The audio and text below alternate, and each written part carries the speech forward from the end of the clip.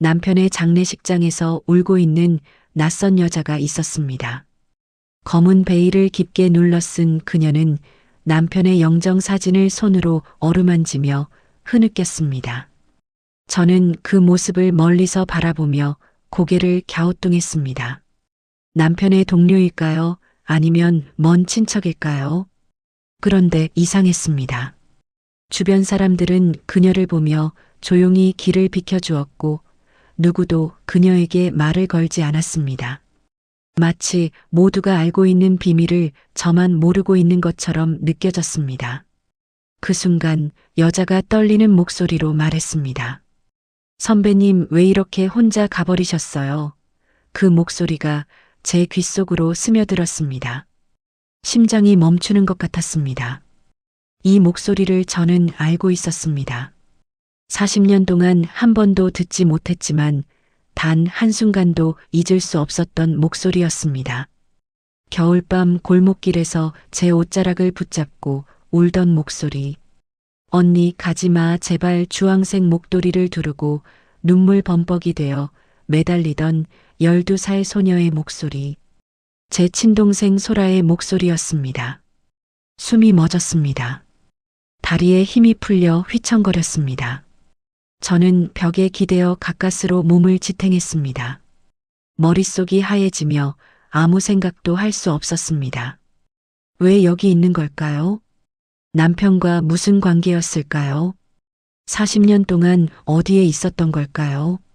질문들이 폭포수처럼 쏟아졌지만 저는 단 하나의 답도 찾을 수 없었습니다. 그때 제 시선이 장례식장 안내 데스크로 향했습니다.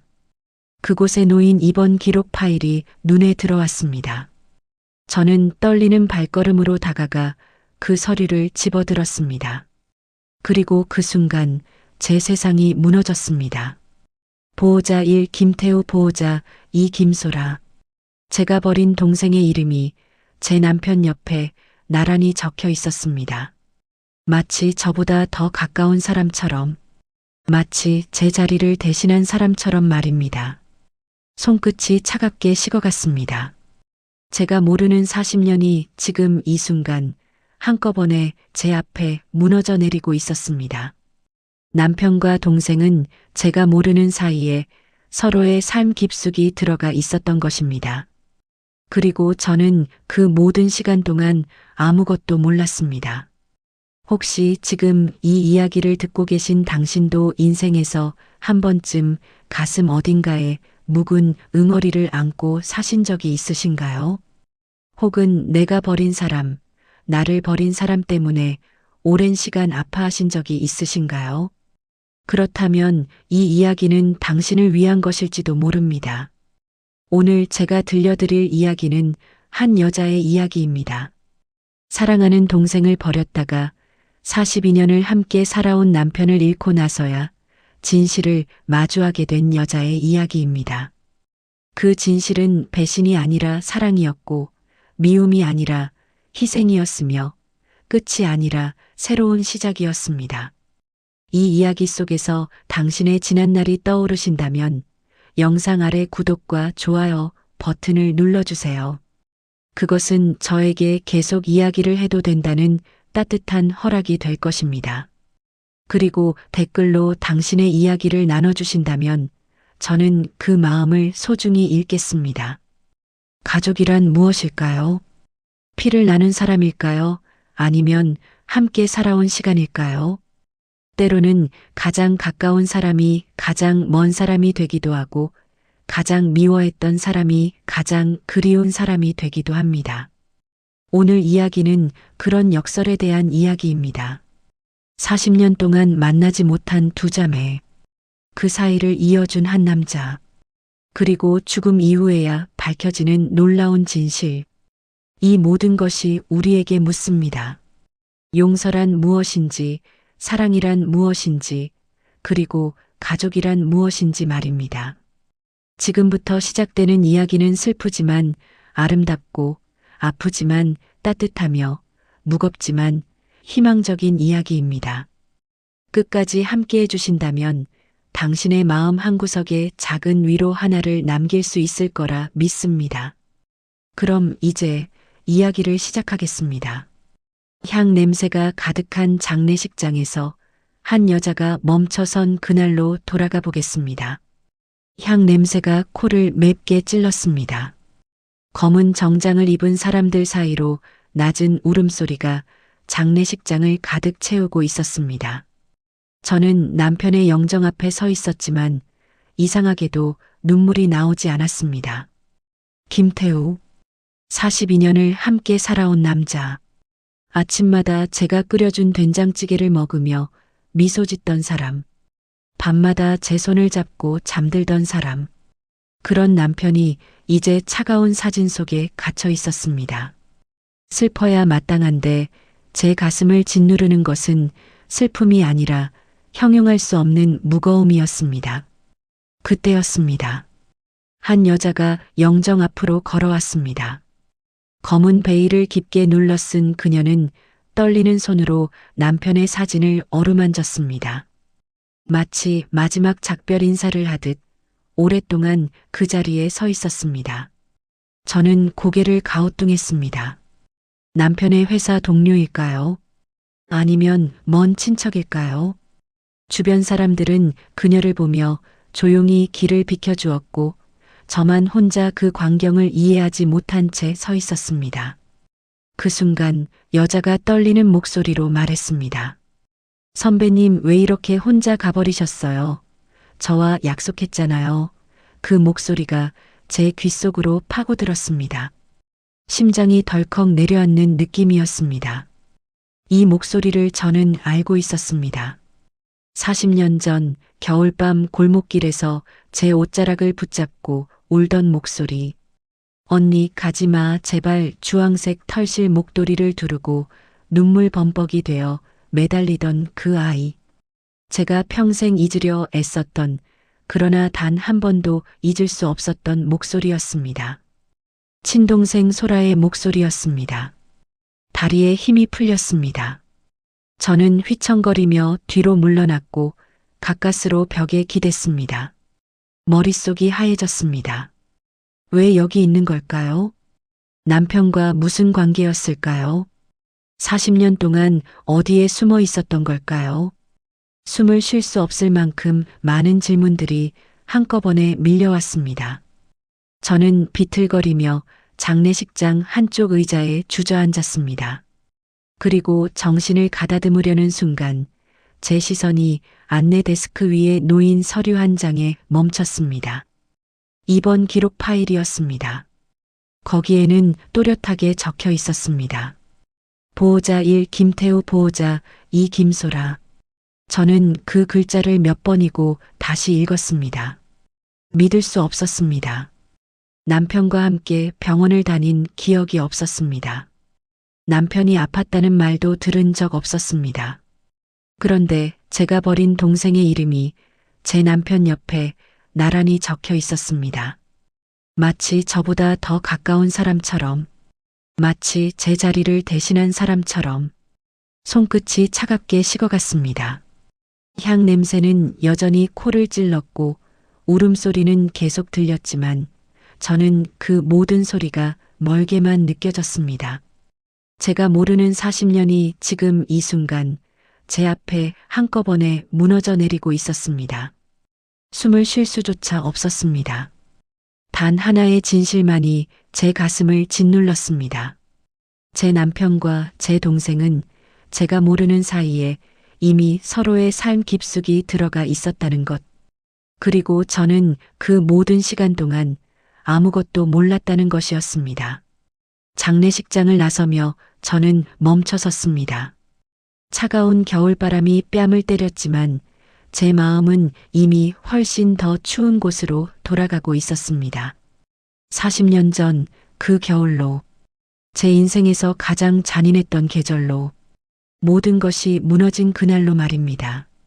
저는 19이었고 동생 소라는 12살이었습니다. 부모님이 교통사고로 돌아가신 지 석 달째 되던 날이었습니다. 저는 낮에는 학교에 가고 저녁에는 편의점에서 일했습니다. 밤늦게 집에 돌아오면 소라는 이미 잠들어 있었고 저는 그 아이 옆에 누워 눈물을 삼키곤 했습니다. 냉장고는 늘 비어 있었고 난방은 거의 틀지 못했습니다. 그래도 괜찮다고 생각했습니다. 이 아이만 지킬 수 있다면 저는 무엇이든 견딜 수 있을 것 같았습니다. 하지만 어느 날 모든 것이 무너졌습니다. 편의점 일을 마치고 집에 돌아왔을 때 서랍이 열려 있었습니다.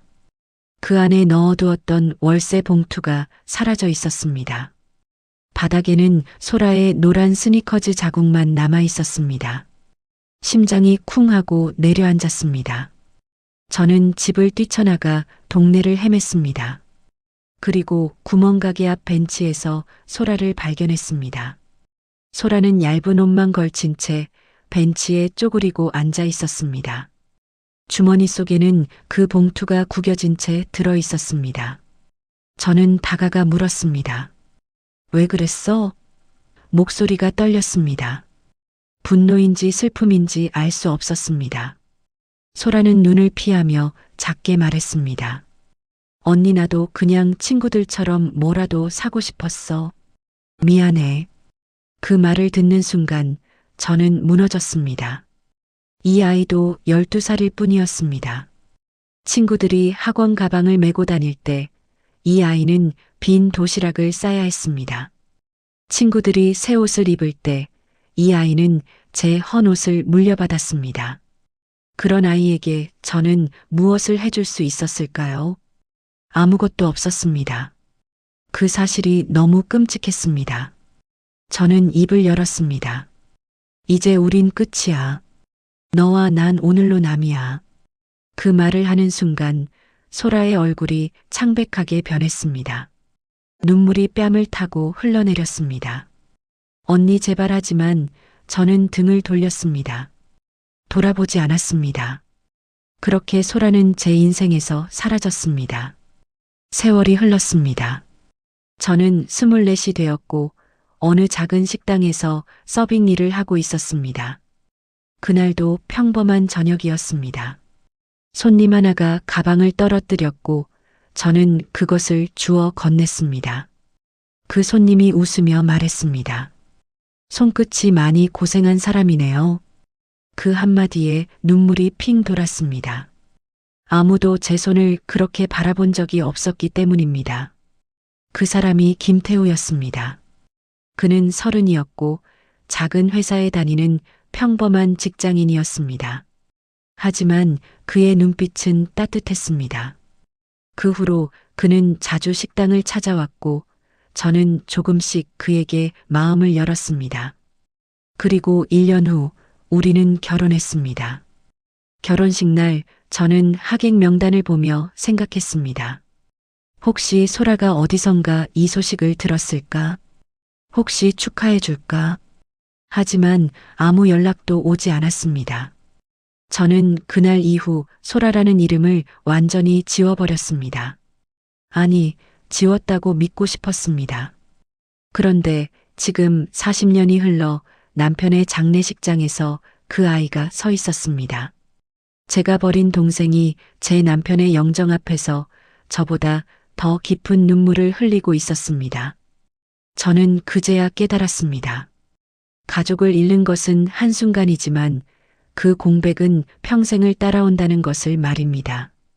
남편과의 결혼 생활은 평온했습니다. 적어도 저는 그렇게 믿고 있었습니다. 아침마다 함께 식탁에 앉아 밥을 먹고 일요일이면 교회에 함께 갔습니다. 밤이면 남편의 고른 숨소리를 들으며 잠들었습니다. 저는 그 평범함이 행복이라고 생각했습니다. 소라 없이 시작한 삶이었지만 남편과 함께라면 충분하다고 믿었습니다. 하지만 어느 순간부터 남편이 조금씩 달라지기 시작했습니다. 저녁 식사를 마치면 산책을 나간다며 집을 나섰습니다. 1시간이면 돌아올 거라던 말과 달리 때로는 2시간이 넘도록 돌아오지 않았습니다. 어디 갔다 왔어요? 물으면 그냥 걸었어라고만 답했습니다. 명절 때면 갑자기 급한 출장이 생겼다며 하루씩 자리를 비웠습니다. 저는 그때마다 스스로를 달랬습니다. 오래 살다 보면 이럴 수도 있는 거라고, 익숙해지는 거라고. 그러던 어느 겨울밤이었습니다. 남편이 제 손을 잡으며 말했습니다. 나한테는 내가 모르는 고마운 사람이 있어. 그 말이 이상하게 가슴을 찔렀습니다. 목소리에 묻어있던 감정이 무엇이었을까요? 죄책감이었을까요? 아니면 그리움이었을까요? 저는 묻지 못했습니다. 묻는 순간 듣고 싶지 않은 답을 들을 것 같았기 때문입니다. 며칠 후 남편의 셔츠를 세탁하다가 주머니에서 영수증 한 장이 떨어졌습니다. 오 요양원 간병비 선결제 보호자 김소라. 저는 그 이름을 보고 손이 멈췄습니다. 소라. 40년 전 제가 버린 이름. 하지만 저는 믿지 않으려 했습니다. 흔한 이름이니까. 동명이인일 거라고. 그렇게 스스로를 속이며 영수증을 다시 주머니에 넣었습니다. 그런데 그 후로 이상한 일들이 계속 보이기 시작했습니다. 남편은 작은 수첩을 금고에 넣고 자물쇠를 잠갔습니다. 요즘 비밀이 많으시네요. 웃으며 말했지만 남편은 제 눈을 피하며 답했습니다. 지키고 싶은 게 있어. 그 말은 슬프게 들렸습니다. 남편의 어깨가 작게 떨리는 것처럼 보였습니다. 얼마 후 남편이 큰 병을 앓았습니다. 그런데 저는 남편이 병원에 다녀왔다는 사실조차 늦게 알았습니다. 우연히 약봉투를 발견하고서야 물었습니다. 병원 언제 갔다 왔어요? 남편은 잠시 머뭇거리다 말했습니다. 그냥 가벼운 검사였어. 하지만 제 마음 한쪽이 무거워졌습니다. 어느 날 저는 남편 몰래 병원에 전화를 걸었습니다. 진료 기록을 확인하고 싶다고 했습니다. 잠시 후 접수 담당자가 말했습니다. 보호자분이 따로 계신데요. 김소라 씨로 등록되어 있습니다. 그 순간 숨이 멎는 것 같았습니다. 저는 떨리는 목소리로 물었습니다. 그분이 자주 오셨나요? 담당자는 무심하게 답했습니다. 네, 거의 매번 함께 오셨어요. 전화를 끊고 저는 그 자리에 주저앉았습니다. 매번 함께. 그 말이 머릿속에서 맴돌았습니다. 제가 모르는 곳에서 남편은 다른 누군가와 함께 아팠고, 함께 치료받았고, 함께 울었다는 것. 아내인 저보다 더 가까운 사람이 있었다는 것. 그 사실이 가슴을 찢었습니다. 그날 밤 남편이 잠든 후 저는 거실에 혼자 앉아 있었습니다. 창밖으로 겨울바람이 불어왔습니다. 그 소리가 마치 누군가 문을 두드리는 것처럼 들렸습니다. 오래전 묻어두었던 기억이 제 마음을 두드렸습니다. 주황색 목도리를 두른 소라. 언니 가지마 그 목소리와 남편이 말한 고마운 사람이 겹쳐졌습니다. 저는 그제야 깨달았습니다. 진짜 두려움은 사랑이 식는 게 아니라 내가 모르는 사랑이 존재한다는 것이었습니다. 그리고 그 사랑의 중심에 제가 버린 동생이 서 있다는 것을 말입니다. 남편의 장례를 치른 후 집은 이상할 정도로 조용했습니다. 식탁 위 남편의 빈자리가 눈에 밟혔습니다. 아침마다 앉아 신문을 읽던 자리, 저녁이면 제가 끓인 국을 먹으며 미소 짓던 자리, 그 자리가 이제 영원히 비어 있을 거라는 사실이 실감나지 않았습니다. 하지만 슬픔보다 더 강한 감정이 제 가슴을 짓눌렀습니다. 바로 의문이었습니다. 남편과 소라는 언제, 어떻게, 왜 만났던 걸까요? 며칠 동안 저는 그 질문에 사로잡혀 잠을 이루지 못했습니다. 그리고 결국 결심했습니다. 진실을 알아야 한다고. 그래야 앞으로 숨을 쉴 수 있을 것 같았습니다. 어느 날 오후 저는 남편의 작업실 문을 열었습니다. 수년 동안 거의 들어가지 않았던 방이었습니다. 먼지가 쌓여 있었고 햇빛조차 희미하게 들어왔습니다. 그 안에는 남편의 흔적이 고스란히 남아 있었습니다. 벽 한쪽에 낡은 나무 금고가 놓여 있었습니다. 남편이 생전에 늘 잠가두었던 금고. 지켜야 할 게 있어. 그 말이 귓가에 맴돌았습니다. 저는 떨리는 손으로 열쇠 뭉치를 찾았습니다. 서랍 깊숙한 곳에서 작은 열쇠를 발견했고 금고 앞에 무릎을 꿇고 앉았습니다. 심장이 빠르게 뛰었습니다.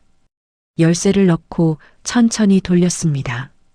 찰칵 소리와 함께 금고 문이 열렸습니다. 그 안에는 편지 묶음이 있었습니다. 노란 봉투에 담긴 편지들. 저는 첫 번째 편지를 꺼내 펼쳤습니다. 남편의 필체였습니다. 소라야. 그날 내가 울며 언니에게 매달릴 때 나는 내가 왜 도망쳤는지 알 수 있었다. 사람은 가난 앞에서 사랑보다 먼저 무너진다는 걸. 손이 떨렸습니다. 저는 다음 편지를 펼쳤습니다. 내 언니가 널 버린 게 아니다. 그녀도 살고 싶어서 놓아버린 거다. 나는 내가 다시 일어설 수 있도록 곁에 있겠다. 눈물이 흘러내렸습니다. 저는 멈출 수 없었습니다. 다음 편지를 또 펼쳤습니다. 내가 소라를 선택한 게 아니다. 소라가 내 삶을 버티게 만들어줬다. 너를 향한 버팀목이 될 수 있다면 나도 조금은 괜찮은 사람이 될 수 있을 것 같았다. 저는 바닥에 주저앉았습니다. 제가 몰랐던 남편의 마음, 제가 버린 동생을 대신 지켜준 남편, 그 모든 시간을 홀로 견뎌온 남편의 외로움이 편지 한 장 한 장에 스며 있었습니다. 그리고 마지막 편지, 가장 오래되어 보이는 노란 봉투를 열었습니다. 미안하다. 언니가 널 버린 날 나는 너에게 손을 내밀었다. 아마 그 순간부터 나는 이미 내 언니에게 죄인이었다. 저는 소리 없이 울었습니다. 남편은 평생 죄책감 속에 살았던 것입니다. 저를 사랑하면서도 제 동생을 지켜야 한다는 책임감 때문에 괴로워했던 것입니다. 그래서 숨겼던 것입니다. 저에게 상처를 주지 않기 위해 제가 아파할까봐 두려워서 말입니다. 그때 금고 한쪽에서 작은 철제 상자가 눈에 들어왔습니다. 저는 떨리는 손으로 그것을 열었습니다. 안에는 병원 진단서, 입원 동의서, 40년치 진료 기록이 차곡차곡 정리되어 있었습니다. 하나하나 꺼내 보았습니다. 그리고 맨 위에 있던 서류 한 장에서 손이 멈췄습니다. 소녀보호소 입소 기록 김소라, 보호자 서명 김태우. 날짜는 40년 전이었습니다. 제가 소라를 버린 바로 그 겨울이었습니다. 저는 숨이 막혔습니다. 남편은 저를 만나기도 전에 이미 소라를 구했던 것입니다. 추운 겨울밤 갈 곳 없이 떨고 있던 12살 소녀를 데려다 보호소에 맡겼던 것입니다. 머릿속이 하얘졌습니다. 남편을 처음 만난 날이 떠올랐습니다. 식당에서 서빙하던 저에게 건넨 그 미소. 손끝이 많이 고생한 사람이네요. 그때 남편은 이미 알고 있었던 걸까요? 제가 소라의 언니라는 것을. 아니면 우연이었을까요? 하지만 중요한 건 그게 아니었습니다. 남편은 저를 남편으로 사랑하기 전에 이미 제 동생의 구조자였습니다. 저 없이 저보다 먼저 소라의 인생을 구하고 있었던 것입니다. 그리고 저와 결혼한 후에도 평생 소라를 지켜왔던 것입니다. 병원에 함께 가고 간병비를 내고 보호자로 서명하면서도 단 한 번도 제게 말하지 않았습니다. 저는 벽에 기대며 눈물을 흘렸습니다. 가슴이 찢어지는 것 같았습니다. 그런데 왜 나에게는 단 한 번도 말하지 않았어? 저는 벽을 향해 소리쳤습니다. 왜 혼자 짊어지고 갔어? 왜 나한테 기댈 생각은 하지 않았어? 하지만 대답은 없었습니다. 남편은 이미 떠났고 저는 홀로 그 진실 앞에 무너져 내릴 수밖에 없었습니다. 진실이 주는 고통은 배신보다 더 깊었습니다. 사랑받았다는 것을 알게 되었지만 동시에 그 사랑이 얼마나 외로웠는지도 알게 되었기 때문입니다.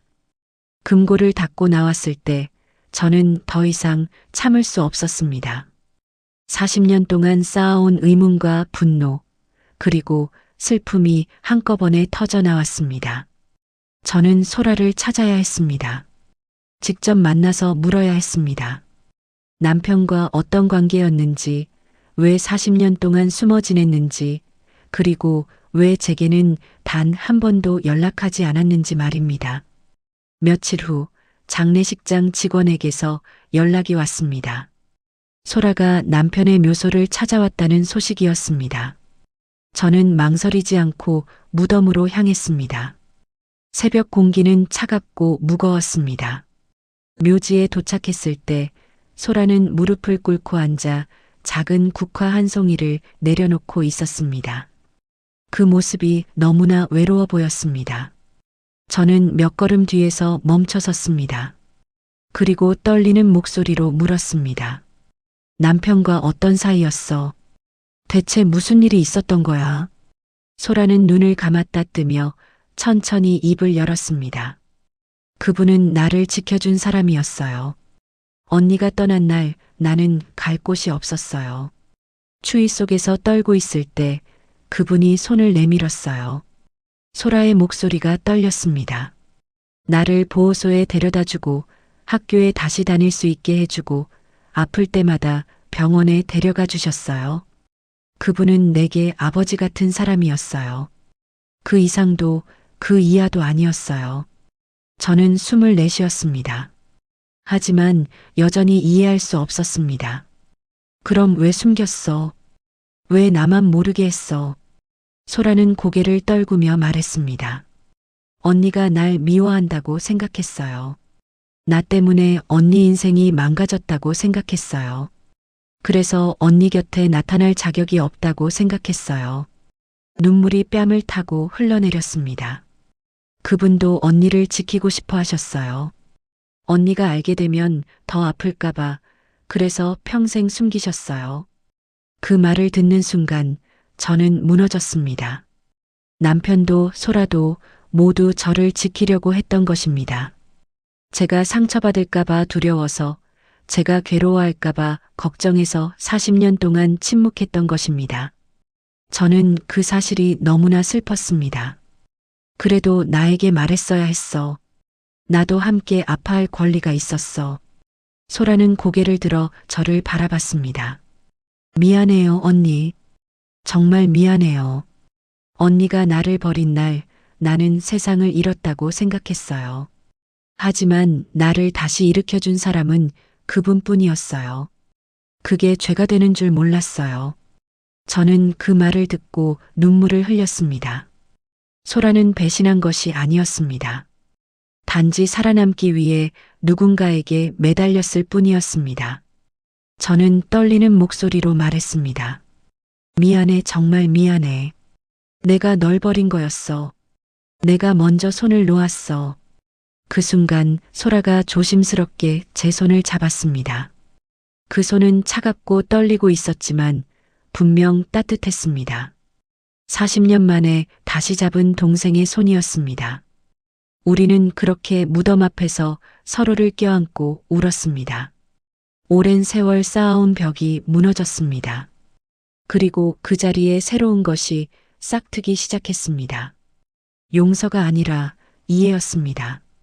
원망이 아니라 안타까움이었습니다. 며칠 후 저는 소라와 함께 남편이 남긴 진료 기록을 정리했습니다. 그 과정에서 알게 된 사실이 있었습니다.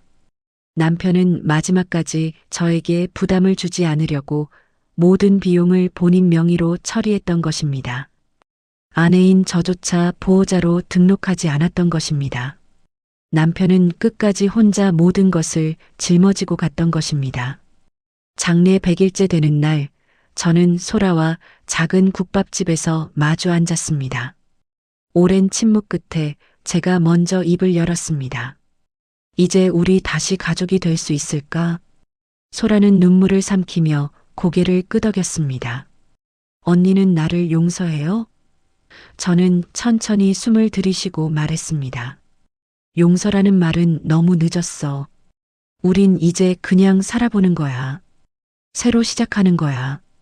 소라는 작게 웃었습니다. 그리고 저도 웃었습니다. 40년 만에 처음으로 우리는 진짜 자매가 되었습니다.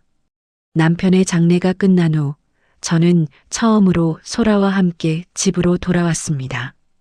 40년 만에 한 공간에서 나란히 앉아 차를 마셨습니다. 컵을 드는 손끝이 떨렸고 서로의 눈을 마주칠 때마다 말문이 막혔습니다. 어색함이 아니라 너무 많은 시간이 우리 사이를 가로막고 있었기 때문입니다. 그러나 침묵도 괜찮았습니다. 이제 우리에게는 함께 있다는 것만으로도 충분한 시간이 필요했습니다.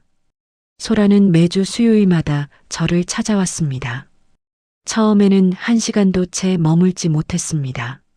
서로 무슨 말을 해야 할지 몰라 어색한 웃음만 주고받았습니다. 하지만 한 달이 지나고 2달이 지나며 우리는 조금씩 말을 꺼내기 시작했습니다. 소라는 지난 40년 동안 어떻게 살아왔는지 천천히 들려주었습니다. 남편이 그녀를 보호소에 데려다 준 날, 처음으로 따뜻한 밥을 먹었던 날, 학교에 다시 다닐 수 있게 되었던 날.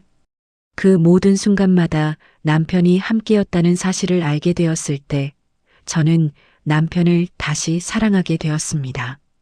그는 제게 보여준 따뜻함을 다른 누군가에게도 나누어 준 사람이었습니다. 어느 날 소라가 작은 상자 하나를 건넸습니다. 상자 안에는 남편이 소라에게 남긴 마지막 편지가 들어 있었습니다. 저는 떨리는 손으로 봉투를 열었습니다. 편지에는 이렇게 적혀 있었습니다. 소라야, 내가 떠나면 언니를 찾아가라. 언니는 너를 미워하지 않는다. 다만 너를 지키지 못한 자신을 용서하지 못했을 뿐이다. 너희 둘은 서로가 필요한 사람들이다.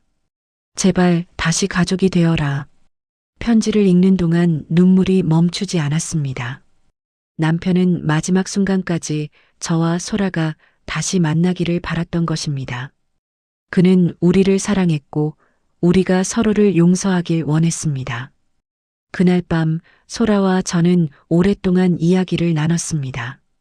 우리는 서로에게 미안하다는 말을 수없이 반복했습니다. 그리고 깨달았습니다. 가족이란 완벽해서 이어지는 것이 아니라 상처를 안고도 다시 손을 잡을 용기가 있을 때 비로소 진짜 가족이 된다는 것을 이제 저는 알고 있습니다. 인생에서 가장 무서운 것은 사랑하는 사람을 잃는 것이 아니라 사랑할 수 있었던 사람을 끝내 사랑하지 못한 채 보내는 것입니다. 오늘 저는 소라와 함께 남편의 묘소를 찾았습니다. 우리는 나란히 꽃을 놓고 조용히 말했습니다. 고마워요. 우리를 다시 만나게 해줘서. 돌아오는 길 소라가 제 손을 잡았습니다. 그 손은 따뜻했습니다. 마치 어린 시절 제가 먼저 잡아주었어야 했던 그 손처럼. 혹시 당신도 마음 한구석에 묻어둔 이름이 있습니까? 용서하지 못해서 혹은 용서받지 못할까 두려워서 멀리한 사람이 있습니까? 그렇다면 오늘 그 이름을 조용히 불러보십시오. 너무 늦은 것은 없습니다. 우리에게는 아직 시간이 있습니다. 다시 시작할 용기만 있다면 우리는 언제든 새로운 가족이 될 수 있습니다. 이 이야기가 당신의 마음에 작은 울림이 되었다면 그것만으로 저는 충분히 행복합니다. 감사합니다.